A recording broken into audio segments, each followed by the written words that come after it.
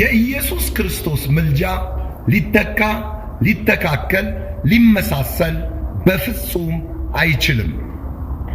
ሊተካ፣ ሊተካከልና ሊመሳሰል የሚችል ምልጃ ከኢየሱስ ክርስቶስ ምልጃ እኩል የትኛው ምልጃ የለም።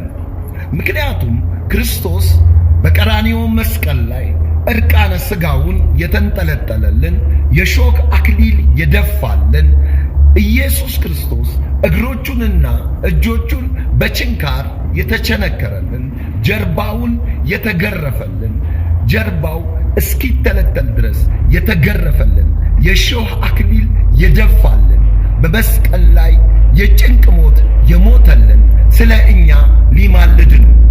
ይህ ሥራ ሊተካ፣ ሊተካከል፣ በሌላ ሊመሰል አይችልም።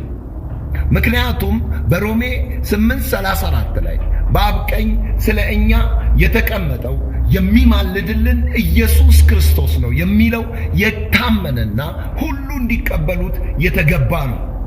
ጌታ ኢየሱስ ክርስቶስ ይህ ሊተካ፣ ሊተካከል፣ ሊመሳሰል የማይችለውን የምልጃውን ሥራ በዕብራውያን ምዕራፍ 9 ላይ በአብ ፊት ስለ እኛ ይታይልን ዘንድ ወደ ሰማይ ይዞልን ገባ። ያድናቸው ዘንድ ለሚጠባበቁት ሁለተኛ ጊዜ ያለ ኃጢአት ይታይላቸዋል። በዕብራውያን ምዕራፍ 9 መጨረሻውን ቁጥር ሄዳችሁ አንብቡት። ለሰዎች አንድ ጊዜ መሞት ከዛም በኋላ ፍርድ ተመድቦባቸዋል ይላል።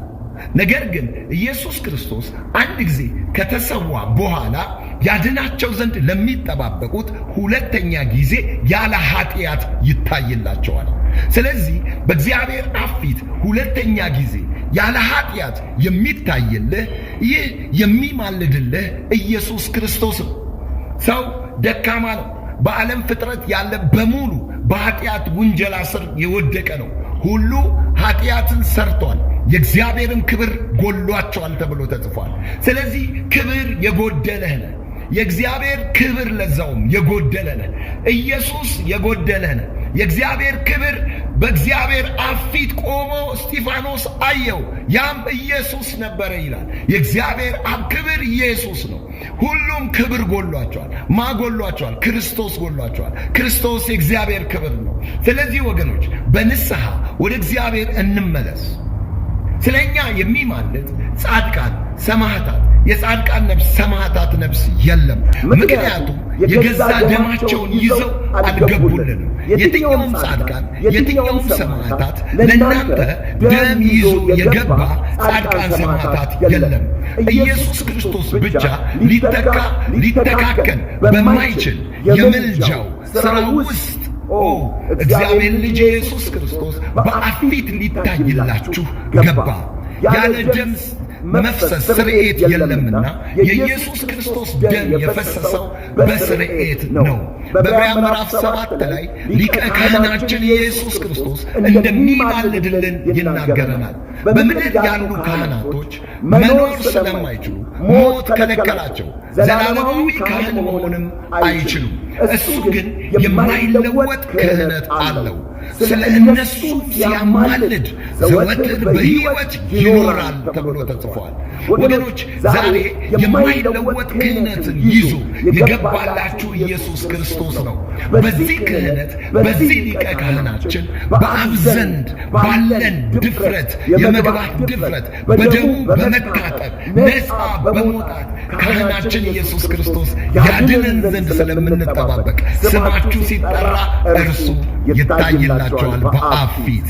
ስለዚህ ኢየሱስ ክርስቶስ የሕይወታችሁ አማላጅ ነው። የሕይወትን ምልጃ ብቸኛ የሰጣችሁ ክርስቶስ ነው። በአንደኛ ዮሐንስ መልእክት ኢየሱስ ክርስቶስ ጠበቃችን እንደሆነ ይናገራል። ኢየሱስ ክርስቶስ ማንም ኃጢአት ቢያደርግ አለ።